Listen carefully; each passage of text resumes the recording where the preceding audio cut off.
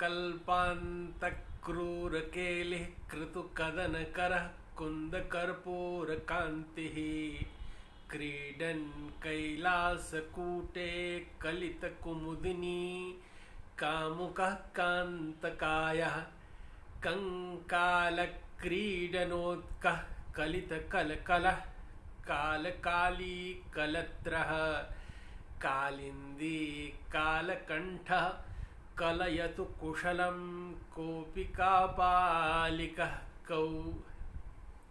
भगवान शिव शंकर को बारंबार प्रणाम करते हैं, उनका स्मरण करते हैं।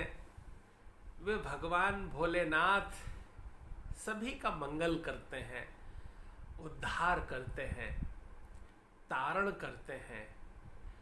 भगवान शिव शंकर कारक हैं, बोधक हैं, सुबोधक हैं, उद्धारक हैं। वे मारक भी हैं। वे करुणा करते हैं, आह्लाद प्रदान करते हैं। इस संसार में जो कुछ अप्रतिम है उसके वे आदिदेव हैं, वे पूज्य हैं। भगवान शिव शंकर का स्मरण करते समय पहले उनका हम ध्यान करते हैं कि भगवान शिव शंकर हैं कैसे। तो भगवान शिव शंकर गौर वर्ण के हैं और उनके भाल पर श्वेत वर्ण का इतना अधिक वो भस्म लगी रहती है, वह श्वेत वर्ण की है। भगवान शिव शंकर के जटाओं में गंगा जी हैं जिसमें सफेद जल है। भगवान शिव शंकर के माथे पर द्वितीया का चंद्रमा शोभित हो रहा है और वह भी सफेद रंग का है।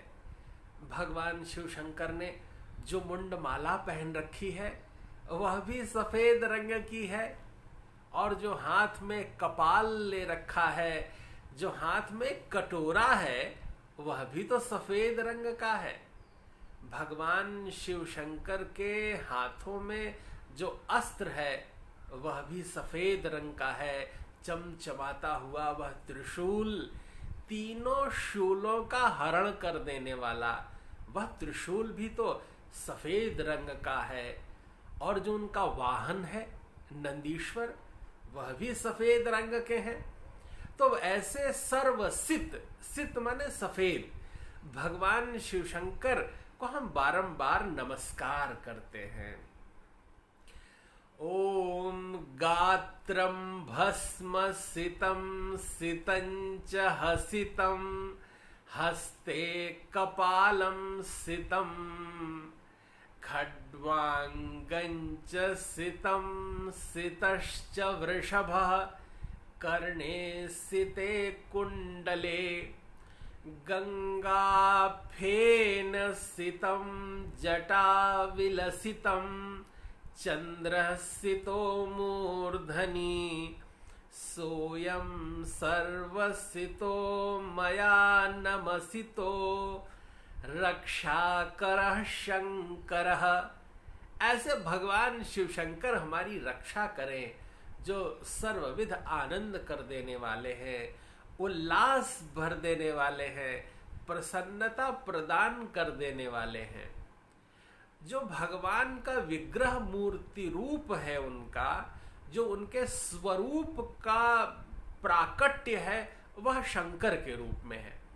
अर्थात भगवान जब इस जगत के परिपालन में, अगर वो किसी राजा की तरह इस जगत का जब संचालन करते हैं, तब वे काशी क्षेत्र में रहते हैं और काशी क्षेत्र में रहते हुए वे राजा के स्वरूप में रहते हैं और वो वहां शंकर स्वरूप में है, अर्थात मनुष्य के स्वरूप में है। जब कभी हम किसी मंदिर में जाते हैं और भगवान शंकर का विग्रह देखते हैं तो वो भगवान शंकर उस राज स्वरूप में है, योगराज के स्वरूप में है। लेकिन जब भगवान शिव शंकर लिंग स्वरूप में होते हैं तब वो मानो कैलाश पर साधना में निमग्न होते हैं और वे साधक हैं, वे शिव हैं। वे कल्याण के प्रदाता हैं। शिव शब्द का अर्थ कल्याण होता है। जैसा कि वेद में बहुत ही सुंदर ढंग से समझाया है भगवान शिव के बारे में, तो हम जब वेदों की ओर चलते हैं और वेद भगवान से आकर देखते हैं कि किस तरह वेद भगवान में शिव तत्व का विवेचन है, तो वहां कहते हैं यज्जाग्रतो दूरम उदयति दैवम तदुसुप्तस्य तथैवैति दूरंगमम ज्योतिषाम ज्योतिरेकम तन्मे मनः शिव संकल्पमस्तु। यह जो हमारा मन है यह शुभ संकल्पों वाला बने। कैसे बनेगा शुभ संकल्पों वाला? क्योंकि ये जो हमारा मन है, वेद कहते हैं कि ये जागृतो, ये जागते हुए भी दूरम उदयति, बहुत दूर दूर तक जाता है। और यही हमारा मन सोते हुए भी बहुत दूर दूर तक जाता है। तो ये हमारा जो मन है ये जागते और सोते समय बहुत दूर दूर तक जाता है। कैसे जाता है?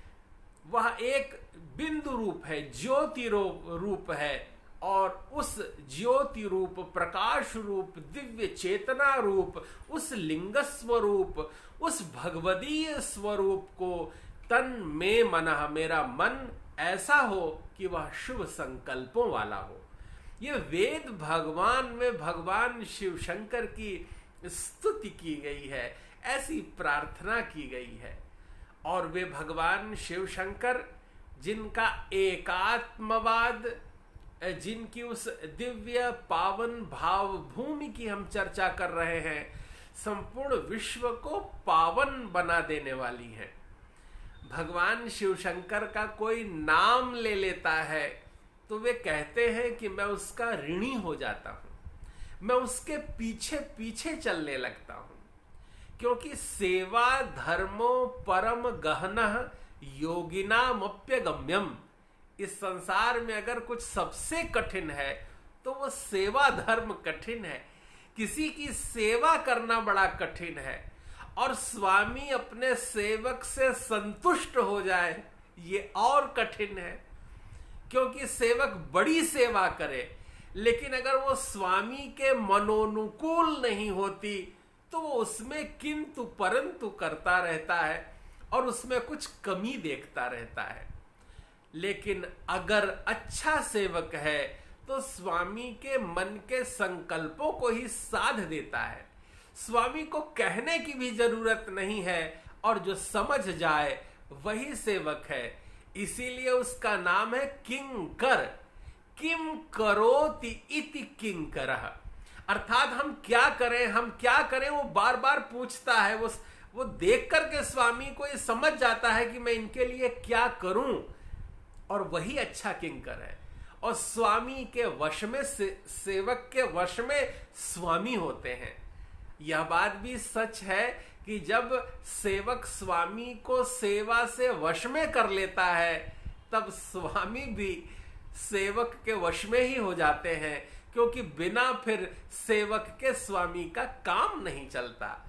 प्रतिपल जैसे स्वामी सेवक की याद करता है और निरंतर उसके बिना उसका कार्य नहीं चलता। भगवान शंकराचार्य ने भी अपने उस छोटे शिष्य को, त्रोटक को, बद्रीनाथ धाम का शंकराचार्य बना दिया, उत्तराधिकार दे दिया, क्योंकि सेवा के बल पर उस शिष्य ने स्वामी को, उनके हृदय को जीत लिया था। भगवान शिव शंकर के उस एकात्मवाद की दिव्य चर्चा करते हुए उस भाव भूमि में पहुंचते हैं। भगवान शिव अनंत काल से उस व्यापक सत्ता के स्वामी हैं जो संसार में बहुत प्रारंभिक बिंदु है, और वहीं से सृष्टि का प्रारंभ हुआ है। स्वयं विष्णु जी और ब्रह्मा जी उनका पार नहीं पाते। लिंग स्वरूप भगवान शिव को ऊपर और नीचे ढूंढते जाते हैं, लेकिन कहीं पार नहीं मिलता। अर्थात जो अपार है वो भगवान शिव हैं। जिसका पार नहीं पाया जा सकता, वो अपार सत्ता भगवान शिव शंकर की सत्ता है। और भगवान शिव शंकर समाधि में अपने नेत्र कमलों को बंद किए रहते हैं। उनका एक नेत्र सूर्य है, एक नेत्र चंद्रमा है, और स्वयं अग्निदेव उनके एक रूप में एक अग्नि स्थित एक नेत्र के रूप में विराजित है, ललाट पर शोभित है।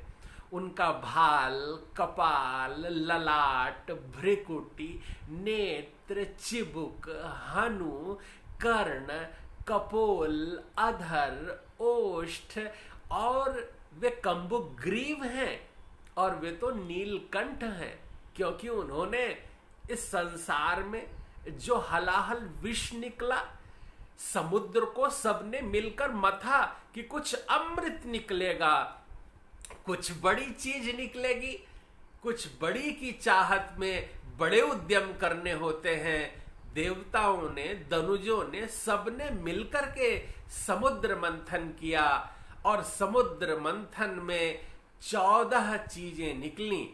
कौन कौन सी 14 चीजें निकली?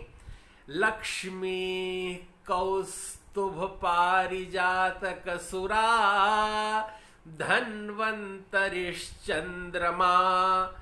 गावः कामदुघा, सुरेश्वर गजो, रंभादि देवांगना, अश्वः सप्तमुखो विषम हरिधनु, शंखोमृतं चाम्बुधे, रत्नानि चतुर्दश, कुर्वन्तु शुभमंगलम, कुर्वन्तु शुभमंगलम, कुर्वन्तु शुभमंगलम। इन 14 चीजों का जहां स्मरण होता है, जो इसको सुन लेता है उसका भी मंगल होने लगता है, उसके जीवन में भी पुण्य प्रभात हो जाता है, अमृतत्व की वर्षा होने लगती है। तो उसमें सर्वप्रथम हलाहल विष निकला। देवता लोग पूंछ की ओर से वासुकी नाग को पकड़े हुए थे, दैत्य लोग तो वासुकी के मुख की ओर से पकड़े हुए थे, और उसके मुख से बार बार झाग निकल रहा था, और वे उस विष से बहुत अधिक आहत भी हो रहे थे। लेकिन मंदराचल पर्वत घूमता जा रहा था, मथानी की तरह समुद्र मथा जा रहा था। भगवान नारायण कच्छप के रूप में इस धरा में, उस समुद्र के तल पर, उस वासुकी नाग से लिपटे हुए मंदराचल पर्वत के नीचे थे, जिससे कहीं वो पर्वत धंस न जाए। और फिर पहला विष निकला, वह हलाहल विष, वह कलश निकला, जिससे सारा विश्व आहत होने लगा। उस आहत होते हुए जगत को बचाने का यह सबने विचार किया कि अगर कोई देवों में देव हो सकता है तो वो ये महादेव हो सकते हैं, ये शिव शंकर हो सकते हैं, क्योंकि देने वाला सर्वथा बड़ा होता है, लेने वाले से देने वाला सर्वथा बड़ा होता है। लेकिन कई बार हम प्रतिकूलताओं के शमन के लिए, उस दुख के विनाश के लिए अपने बहुत प्रियजनों के पास जाते हैं और उनके कंधे पर सर रखकर अपने मन की बात कहते हैं। वो कहां कह सकते हैं जहां यह विश्वास हो कि हमारे साथ छल नहीं होगा, धोखा नहीं होगा, हमारी ओर प्रेम की वर्षा होगी, जहां हमें आत्मसम्मान हमारा गर्हित नहीं होगा, हम वहां अपने मन की बात कहते हैं। और तब सभी भगवान शिव शंकर के पास गए, कहा कि यह प्रभु देखिए किस तरह का यह हलाहल विष निकला है, और इस हलाहल विष से शांत करिए विश्व को। भगवान महादेव ने उस विष का पान कर लिया, वे नीलकंठ बन गए। बोलिए नीलकंठ भगवान की जय। भगवान शिव शंकर नीलकंठ बन गए और उन्होंने उस हलाहल विष को धारण कर लिया। यहां वह एकात्मवाद चिन्हित है। अर्थात प्रत्येक जीव को स्वयं की तरह मानना और सबके कल्याण के लिए सदुद्यम करना, यह एकात्मवाद है। और उसका यह आधार बिंदु है कि हम लोक कल्याण के लिए सबको अपना मानते हुए कुछ करें। भगवान शिव शंकर ने वह हलाहल विष जो लिया उसे अपने कंठ से नीचे नहीं उतारा, बस कंठ में ही कहीं दबा लिया। तात्पर्य यह है कि कभी कोई सांसारिक लोग आपके ऊपर कटुता के तीखे कटाक्ष करें, कटु वचन बोले, अपशब्द बोले, तो बहुत उसको हृदय में मत ले जाइएगा, क्योंकि आप हृदय में ले जाएंगे तो आपका हृदय दुखी होगा। आपके हृदय में तो भगवान रहते हैं, और आप जब अपने हृदय में लोगों की तमाम उन फेंकी हुई कचरे की वस्तु को धारण करेंगे, उस विष को धारण करेंगे, तो आपका हृदय दाह करने लगेगा, दहकने लगेगा, कटुता वहां आ जाएगी। तब उसका एक ही उपाय है कि हमें उसे पलटना भी नहीं है और हमें हृदय में भी नहीं ले जाना है। तो बस कहीं कंठ में कुछ दबाकर नीलकंठ हो जाना है, और यह संकेत संपूर्ण विश्व को महादेव ने दिया। वे देवों के देव महादेव बन गए, क्योंकि उन्होंने विश्व की रक्षा की। जिस व्यक्ति में सामर्थ्य होता है उसी के पास तो लोग जाते हैं, उसी से तो अपने मन की बात कहते हैं, और वही वो सामर्थ्यशाली व्यक्ति है जो विश्व का मंगल कर सकता है, कल्याण कर सकता है। भगवान शिव शंकर ने पूरे विश्व को आह्लादित किया, और वो पहला निकला हुआ विष का पान कर लिया। उसके बाद फिर निरंतर कुछ कुछ निकलते रहे। वहां से कल्प वृक्ष निकला, ऐरावत हाथी निकला, पारिजात वृक्ष निकला, वहां से तो फिर लक्ष्मी जी भी निकली, और उसके बाद एक और कलश निकला जिसमें मदिरा भरी थी। जिन व्यक्तियों के जीवन में सावधानी नहीं होती, वो उसे भगवान का, ऐश्वर्य का, अपने मद का स्वरूप मानकर उसका पान कर लेते हैं, और फिर वे व्याकुल हो जाते हैं और मुख्य लक्ष्य से भटक जाते हैं। इसलिए नशा किसी भी तरह का ठीक नहीं है, चाहे वो अहंकार का हो, धन का हो, पद का हो, अथवा किसी भी प्रकार के मद्य का हो।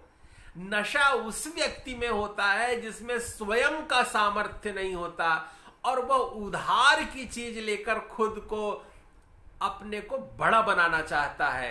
अर्थात हम बैसाखियों के सहारे को, मद को, उसको नशा कहते हैं, और उससे उबरना चाहिए। और जीवन प्रतिक्षण सीखने का नाम है। एकात्मवाद कब सिद्ध होगा? जब हम अपने जीवन को व्यवस्थित रखेंगे, कटुता, तिक्तता, हेयता से दूर होकर किसी को पराभूत करने के लिए जीवन नहीं जीना है, आह्लाद के लिए जीवन जीना है, आनंद के लिए जीवन जीना है, किसी को नीचा दिखाने के लिए जीवन नहीं जीना है। मुझे आश्चर्य होता है कि लोग बम बना रहे हैं, क्योंकि छोटे छोटे कीड़े भी रेशम बनाते हैं। वे सृजन में लगे हुए हैं। इस जीवन में किसी का आप मान बढ़ा सकें तो आप देवता हैं, और अगर आप मान घटाते हैं तो फिर दीन है, और उस कटुता के मार्ग पर नहीं चलना है, दिव्यता के मार्ग का वर्ण करना है। फिर जो लोग सावधान थे वे बच गए, और फिर बाद में अमृत कलश लेकर के अश्विनी कुमार निकले हैं और सभी को अमृत पिलाया है। यह वर्ष भी कुछ ऐसा ही है कि हलाहल विष निकल रहा है। इसका मतलब है कि आप उम्मीद रखिए अमृत निकलेगा। अच्छे लोग सात्विक सृजन के मार्ग पर पल्लवित होंगे, पुष्पित होंगे, सुरभित होंगे, उनका विस्तार होगा। जो लोग शुद्ध चेतना वाले हैं उनका मंगल होगा, क्योंकि भारतवर्ष की 7000 वर्षों पुरानी दिव्य परंपरा है। वो परदेसी लोग नहीं जानते इसको, वे तो 100-200 साल से बने हुए हैं। उनके यहाँ तो भौतिकता और उनकी चर्म चक्षुओं में केवल अट्टालिकाएं और लंबे लंबे वाहनों का विस्तार है। भारतवर्ष की संस्कृति में तो गुरु पूजा है, मातृ पूजा है, मातृदेवो भव, पितृदेवो भव, आचार्य देवो भव की संस्कृति है।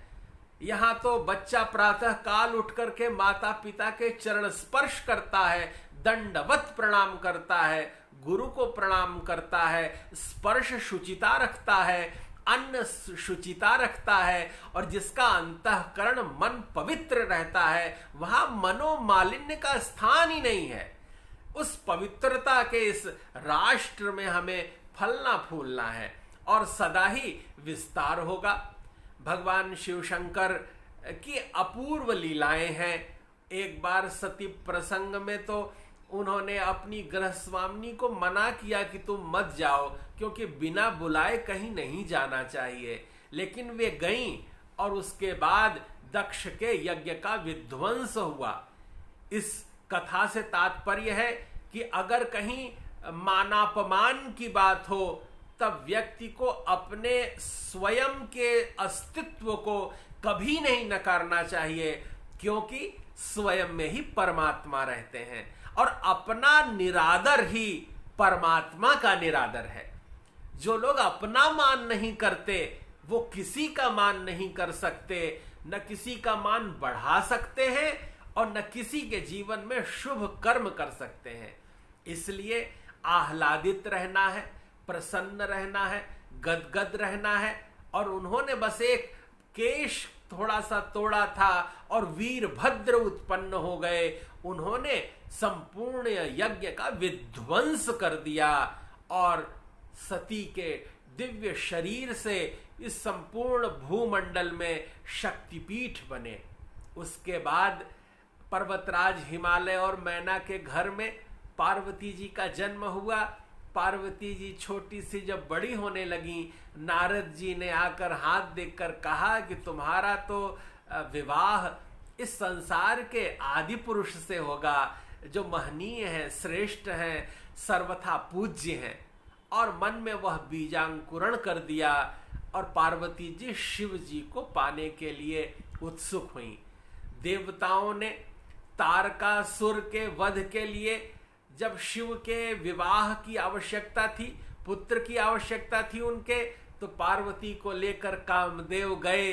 लेकिन कामदेव ने जो तरीका अपनाया वह ठीक नहीं था। देखते ही देखते भगवान शिव शंकर ने पार्वती के सामने ही कामदेव को दग्ध कर दिया।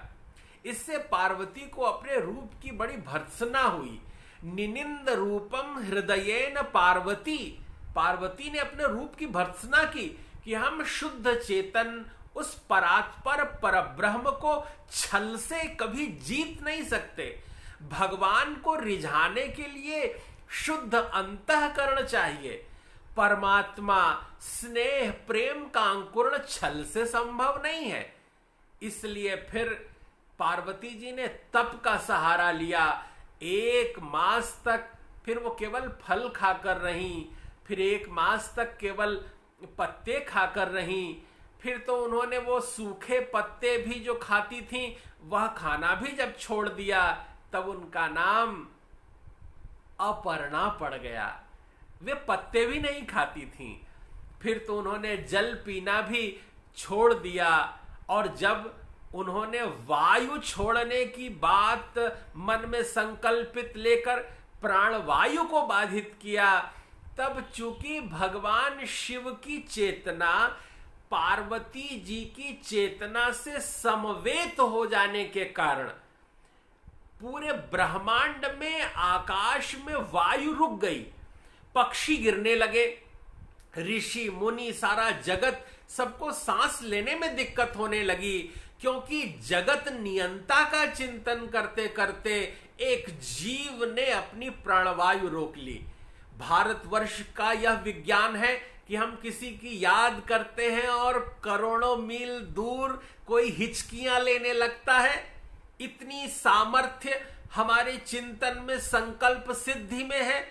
और वही उस समय हुआ। पार्वती जी ने अपनी साधना से जगत नियंता के मानो प्राण की वायु रोक ली हो और शंकर जी व्याकुल हो गए, उनके नेत्र खुल गए। उन्हें लगा कौन है जो मेरी इस तरह से प्रार्थना कर रहा है। वे आकुल होकर चले आए और जब वे पास में आते हैं, पार्वती का स्पर्श करते हैं, तब कहीं जाकर कोई संवाद होता है और पूरा जगत सांस ले पाता है। यहां उस यौगिक चेतना का भगवान ने निरूपण करके बतलाया, उस एकात्म तत्व का निरूपण करके बताया कि जैसे इस संसार में अनंत आत्माएं फैली हुई हैं, वो परमात्मा का अंश हैं। जैसे सूर्य एक है लेकिन उसकी कोटि कोटि किरणें ब्रह्मांड में फैली हुई हैं, तो जैसे करोड़ों किरणें फैली हुई हैं लेकिन वो किसी एक सूर्य से निकल रही हैं, उसी तरह जब इस ब्रह्मांड में कोटि कोटि आत्माएं हैं, जीव जंतु हैं, इसमें पिंडज हैं, स्वेदज हैं, उद्भिज हैं, तरह तरह के ये जो 4 प्रकार के जीव हैं, उन जीवों की जो उत्पत्ति है और उनमें जो प्राण तत्व है वह मूलतः एक ही है। हम परमात्मा के ही अंश हैं और यही आत्मा जब सिद्ध हो जाती है, साधक बनती है, तब वह साधु कहलाती है। एक आत्मा ही महात्मा बन जाती है, महान आत्मा। और वही महान आत्मा जब कर्म विपाक से सब से छूट जाती है, तब वही परमात्मा तत्व में विलीन हो जाती है। ऐसी परम पावन भगवदीय दिव्य चेतना चतुर्दिक हमें देखने को मिलती है। फिर उनके यहाँ कार्तिकेय आ गए, कार्तिकेय का आना हुआ और फिर उसके बाद तारकासुर का वध हुआ। कहते हैं कि भगवान कार्तिकेय बहुत छोटे से थे और उन्होंने देखा कि दूर 2 यक्ष जो है वो नृत्य कर रहे हैं मोर बन करके, उनका नाम हाहा हुहू है। और जैसे ही कार्तिकेय जी ने कहा माँ मुझे ये चाहिए, तब माँ ने मन से संकल्प करके एक बहुत सुंदर मोर बना दिया और फिर कार्तिकेय ने अपने वाहन के रूप में स्वीकार कर लिया। आगे चलकर माँ के ही उपटन के माध्यम से गणेश जी का प्रादुर्भाव हुआ और फिर उनके गजानन बन गए। भगवान शिव शंकर ने उनके मुख पर गज के उस दिव्य स्वरूप को आरोपित किया। भगवान शिव का यह दिव्य परिवार जिसमें मैना और पार्वती की पुत्री, मैना और हिमालय की पुत्री पार्वती हैं, जिनका विवाह भगवान शिव शंकर से हुआ। शिव शंकर जी और पार्वती जी की 2 संतानों के रूप में कार्तिकेय और जो षडानन हैं, और गणेश जी का प्रादुर्भाव हुआ। गणेश जी की 2 संतानें हैं और 2 पत्नियां हैं, जिनको रिद्धि सिद्धि कहते हैं, और उनके 2 पुत्र हैं शुभ लाभ। ये सबके जीवन में मंगल करते हैं, कल्याण करने का कार्य ये करते हैं और चतुर्दिक आनंद भरते हैं। और ये बड़ा परिवार है। किसी कवि ने तो बड़ा सुंदर कहा, और इसमें ही उनके भगवान के उस एकात्मवाद की दिव्य झलक देखने को मिलती है, जिसमें कहते हैं कि अंत भी शिव, आरंभ भी शिव, इस जग का आधार भी शिव है, शिव ही है सब जन मानस में, करते सबका उद्धार भी शिव है। और भगवान शिव शंकर के बारे में तो एक कवि ने कितनी सुंदर और अद्भुत बात कह दी। रोचक है, हास्य में ही कही, लेकिन कितनी बात सही कही कि काहे न मांगत भीख फिरें, घर में न अन्न न एकऊ ढेला, जो मुख एक तो पूर परै, जो मुख एक तो पूर परै, मुख ही मुख केर झमेला, शीस चढ़े सहसानन। उनके सिर पर, गले में तो 1000 मुख वाले सर्प हैं, और भगवान शिव शंकर बनना कठिन है। वो जानते हैं कि ये सर्प है, बिच्छू है, लेकिन कभी अपने से अलग नहीं करते। बहुत बड़े लोगों का यही बड़ा गुण होता है कि वे सब कुछ जानते हुए भी सबको साथ रखते हैं, सबका मंगल करते हैं। यही उनका एकात्मवाद है। तो कवि कहते हैं कि मुख ही मुख केर झमेला, शीस चढ़े सहसानन है, गोद गजानन चतुरानन बाप, पचानन आप, षडानन पूत और दसानन चेला। इतने सिर, इतने मुख वाले उनके शिष्य लोग हैं और उनके साथ ही भगवान शिवशंकर शुभ और मंगल करते रहते हैं। वे सर्वविध कल्याण कर देने वाले हैं। उनका स्मरण मनन चिंतन बड़ा ही शुभ है। भगवान शिव के संदर्भ में बहुत सी बातें हैं कि एक बार माँ पार्वती कल्प वृक्ष के पास जाती हैं और कहती हैं कि मेरे कन्या नहीं है। तो कल्प वृक्ष ने आशीष दिया, ऐसा शास्त्रों में वर्णन है। और फिर उनके यहाँ अशोक सुंदरी नाम की कन्या हुई है, जिसका विवाह परम पराक्रमी राजा नहुष से हुआ और यशस्वी ययाति और 100 कन्याओं को फिर उन्होंने जन्म दिया है। माँ भगवती, पार्वती और शिवशंकर स्नेह, प्रेम और आनंद के प्रतीक हैं। अगर कोई व्यक्ति अपने जीवन में आह्लाद, आनंद, पूर्णता, परिपूर्णता, दिव्यता और भगवदीय अनुग्रह चाहता है तो उसके लिए एक संक्षिप्त सूत्र है कि वो भगवान शिवशंकर का अर्धनारीश्वर मंत्र अगर पढ़ता है, इसका जप और पाठ करता है, तो उसके जीवन में कभी दुख नहीं होगा, कभी अवसाद, कुंठा, निराशा नहीं होगी। उसके जीवन में प्रेम और केवल प्रेम ही परिपूर्णता से झलकने लगेगा, दिखाई देने लगेगा। हे गौरी शंकरार्धांगी, यथा त्वं शंकर प्रियाम, तथा माम कुरु कल्याणी, कांत कांताम सुदुर्लभाम। यह वो मंत्र है जिसे कहते हैं अर्धनारीश्वर मंत्र। कोई इसका पाठ जब पूजन करता है तो उसके जीवन में शुभता आ जाती है। यह समय बड़ा महत्वपूर्ण है, समय का ध्यान रखना है। भगवान जगन्नाथ जी भी अपनी रथ यात्रा के पहले 14 दिन के लिए क्वारंटाइन हो गए थे। हम देख रहे हैं कि सारा जगत कुछ इस तरह है। भगवान शिव शंकर, शिव जी, पार्वती जी, जब उनका विवाह हुआ उसके अनंतर भी तो वो आइसोलेशन में चले गए थे। वहां दिव्य मानसरोवर में, कैलाश में, और वहां जहां 2 पक्षियों ने उनको फिर बाद में उनकी बात पर हुंकारी भरी थी। इस तरह से हमें जगत में इस आज के समय में भी भगवदीय चरित्र का चिंतन करना है, जो हमें सर्वविध हमारा कल्याण कर सकते हैं। माँ भगवती, शिव जी जब अंबिका वन में पार्वती जी के साथ प्रविष्ट हुए तो पार्वती जी, शिव जी वहां आनंद पूर्वक, विलास पूर्वक बैठे थे, लेकिन ऋषि लोग, याचक लोग, प्रियजन बार बार वहां आ जाते थे। तो जब बार पार्वती जी ने शिव जी से कहा कि ये सब आ जाते हैं और हमारा एकांत भंग करते हैं, तब भगवान शिव शंकर ने उस अंबिका वन को आइसोलेशन के लिए चुन लिया और उसको उन्होंने चारों ओर से प्रतिबंधित कर दिया। इसी कारण फिर राजा इल स्त्री बन गए थे, जो कि बाद में इला कहलाए, और बुध के संयोग से फिर चंद्रवंशी राजा पुरुरवा का जन्म हुआ, और फिर आगे फिर पांडव भी उन्हीं वंशों में हुए। इस तरह भगवदीय दिव्य चेतना, भगवान शिव का वह एकात्मवाद संपूर्ण परिवार, उनके शिष्यों में प्रकट हो रहा है। चाहे देवता हो और चाहे दैत्य हो, भगवान शिव शंकर सबके हैं। भगवान शिव शंकर सबके हैं और सब कोई उनको मानते हैं। यही एकात्मवाद है।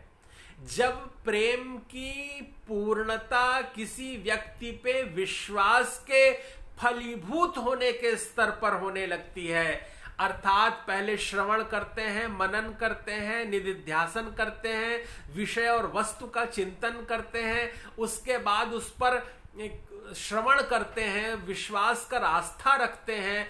आस्था जब घनीभूत हो जाती है तो श्रद्धा बन जाती है, और जब श्रद्धा और परिपाक को प्राप्त होती है फिर वो समर्पण हो जाती है। यह समर्पण भगवान के प्रति भक्त का होता है, जीव का परमात्मा के प्रति होता है, और हम सब भगवान की उस दिव्य चेतना में समाहित हों, अपने अंतःकरण को परमात्मा को सौंप दें, आनंदित रहें, आह्लादित रहें।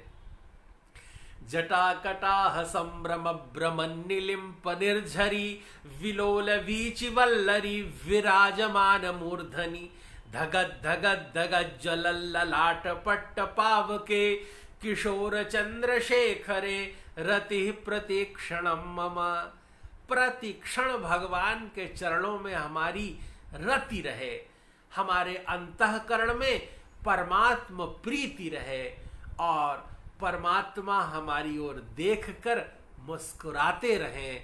पूरे जगत में प्रीति हो, परस्पर प्रेम हो, एक दूसरे का मंगल करने का भाव हो, कटुता, तिक्तता, रिक्तता इनका तिरोभाव हो जाए। इसी शुभ संकल्प के साथ इस